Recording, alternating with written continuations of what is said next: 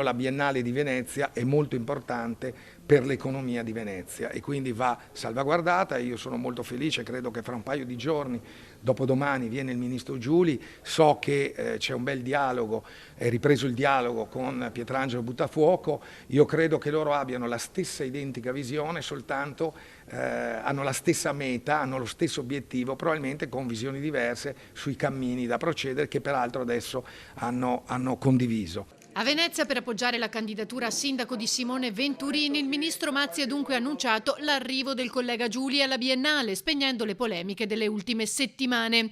Giuli infatti aveva disertato l'inaugurazione, un fatto quasi senza precedenti nella storia della Biennale dopo le divergenze legate al padiglione Russia. Mazzi ha commentato poi anche la questione di Beatrice Venezzi, con cui il Teatro La Fenice ha chiuso i rapporti dopo mesi di proteste da parte degli orchestrali. Ho trovato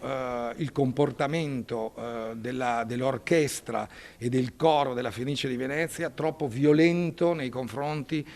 di questa giovane artista, di questa giovane donna che, tengo sempre a precisare, ha avuto un curriculum di studio nel più importante conservatorio italiano e si è diplomata con il massimo dei voti. Il ministro al turismo, nell'appoggiare Simone Venturini, ha evidenziato i punti di forza del contributo d'accesso. Io credo che il contributo d'accesso sia la misura più giusta, perché è quella che consente di garantire ai turisti internazionali di poter programmare una visita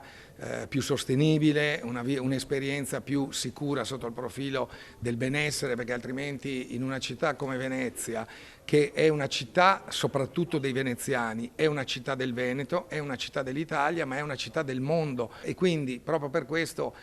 quale altro sistema c'è? Il contributo, ha evidenziato il candidato sindaco di centrodestra, può ancora essere migliorato e questo non vale solo per il turismo. Sicuramente sul tema della sicurezza si deve continuare a investire, potenziare l'organico della polizia locale anche in chiave di monitoraggio del centro storico, della parte di Terraferma, Mestre e Marghera, un grande lavoro per far evolvere il contributo d'accesso per quanto riguarda appunto la maggior disincentivo nei confronti di un turismo escursionista e anche per avere maggiori risorse con cui finanziare alcuni servizi per i veneziani come il garage comunale da dedicare unicamente ai veneziani e dall'altra parte a costruire un nuovo grande garage per posti auto nei pressi di Piazzale Roma e Scomenzera. Terzo, lavoro, portare qui il lavoro a valore aggiunto, come possiamo pensare il terziario avanzato nella parte storica, e un'industria solida a Porto Marghera.